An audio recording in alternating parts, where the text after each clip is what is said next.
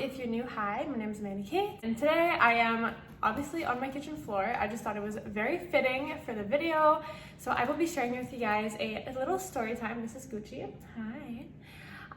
About the time I met Trisha Paytas. So of course I had to sit on my kitchen floor. If you know, you know. So it was 2 years ago, almost to the day, that I met Trisha Paytas. So literally the highlight of my life. I've never met like anyone famous. I've met like local celebrities, like the newscaster or some like rapper in my area, you know, like those kind of people. But on a Trisha Paytas scale, the only person is Trisha Paytas. So I've been to like concerts and stuff, but nothing, I've never met anybody. So here is how the story goes.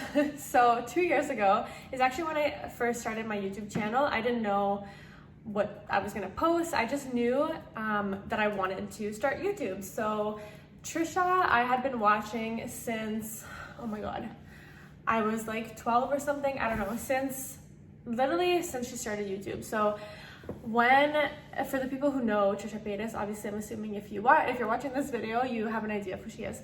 But if you watched her back in the day, she had those like nails with like the Hello Kitty like on the nails, like the like gems and stuff, and she was like in her very like cluttered pink room, just like very, very iconic. So in those Trisha Paytas days, I was watching. So I didn't even really know what YouTube was. I don't even know how I got to YouTube.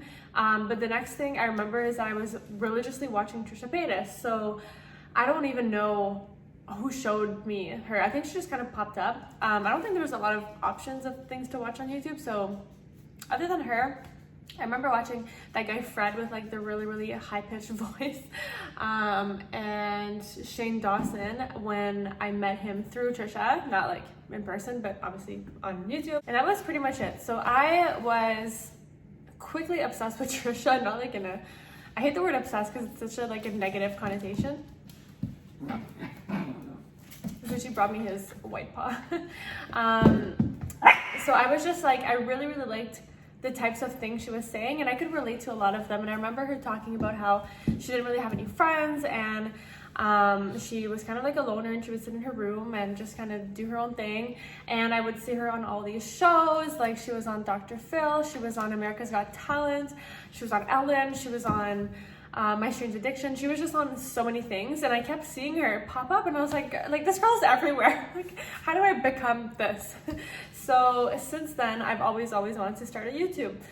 And I'm 25 now, so this story took place when I was 23, and that is when I started my YouTube. So I was dating this guy whose mom really encouraged me to do it because I kept talking about it, and I would show her different videos and things, and she was like, why don't you just do it? So I was like, okay. But I didn't know what video to post. I'm not like a makeup artist. I'm not like, I didn't know what to do. So I happened to have tickets to Trisha Paytas when she was coming to Toronto. And I think that was like the only place in Canada she was coming, but regardless, it's like pretty close to me. So I decided to go to the concert because iconic, I have to in my life meet Trisha Paytas. I sound like some crazy person, but he's like, yeah. She's just like my, like that constant in my life, right? Throughout everything I've been through, and I've been through a lot, like I've been through it. And she was just kind of always there, and that place that, you know, when I didn't have any friends or when different things were happening to me, I kind of recluded, is that the word in English? I was like, I would go into my own, you know, bubble, and I would watch Trisha, and she would be going through things that were similar to what I was going through, and I could really relate to her. So it was kind of like that online friend. So yeah, I had tickets to her show, and I asked my friend Shane to come with me, and he was like, hell yeah, like of course I'm gonna come see Trisha Paytas. So we went to Toronto. So I was like, oh my gosh, I'm gonna do like a vlog, like our Toronto trip, because we were doing other things too. We went to a drag show, and we stayed in this really, really nice hotel, and we were gonna go out on the town. So I was gonna do like a vlog, and of course the Trisha part, because like how could I not include that? So, oh hi sweetheart, hello. So that was my first video. So we took the train there. So it was like a 5-hour ride, and I was super nervous. I didn't know how to film, how to do this. So I kind of just winged it. And if you guys want to scroll back to my first video, it's not that great. It's like pretty iconic, so it's still up there. So we took the train. The first night we went out, and the second day was the Trisha concert. And we thought, from what she had talked about in her videos, was that she wanted to go on tour and do like a few of her songs, obviously, but then like sit on the stage, eat Domino's, cry. I was like, okay, I'm so here for it, because like my life. But I was like, what is she really gonna do in the concerts, right? And I didn't spoil the show by watching her like concerts and stuff, because I was like, I just want to go and really live the experience and not know anything about it. So we just went in with the expectation that it was going to be kind of like a shit show, but like iconic. Like, you have to be there, you have to see it, but like, what am I watching, you know? So that's what we went in looking for, and it was the most fun, most interactive concert I've ever been to. So we were standing in line, and we actually had our suitcases because we were just coming back from the hotel and we were leaving that day. So as soon as the concert was over, we were going to go back to the train station and go. So we had our big suitcases. We weren't dressed for a concert at all. We were just kind of like, we didn't know what to expect. So we just kind of were in our hangout clothes, like just like, we still look cute, but we didn't know what kind of like place it would be. So it was like in this big, like, it was like an amphitheater, I don't know how to say it.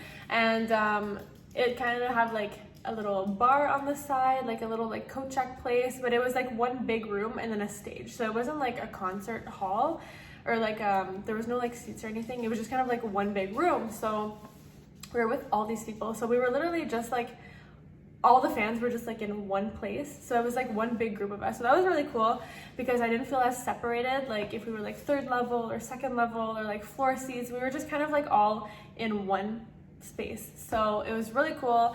So we got in, we did like, oh, before that, okay, let me rewind. Just so excited. So we were standing in line, and we had our regular tickets. I didn't pay for the meet and greet tickets. So we were just kind of standing in line, and this guy, he looks like he's 12.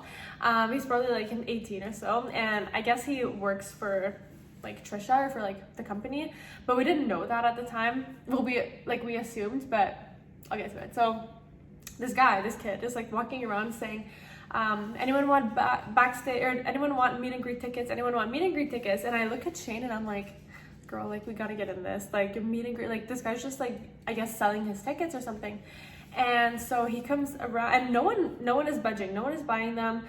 So it's like a separate bracelet for the meet and greet, and no one is buying it. So I'm like, I don't know if this is like, do these people all have a meet and greet, or like, is it too expensive? Do they not want to buy one? Like, why aren't people buying it? So he comes around, and we're standing there, and he says meet and greet tickets, and I just kind of say like, how much? And he said whatever the price was, I forget, I think it was like $50 each or something. So I was like, okay, no problem. Do you take like credit or debit or something? Like, do you have a machine? Like, if you work for the company, I'm assuming you're walking around with a machine. And he was like, no, cash only. So we were like, okay, kind of sketchy, but like, for the slim chance that this is actually like a meet and greet ticket for Trisha, and this guy's just not just like scamming, like, we're doing it. So I walk over to the ATM, Shane's standing in line, I get the money out, and I go give it to the guy, and he says, okay, no problem, I'll be right back.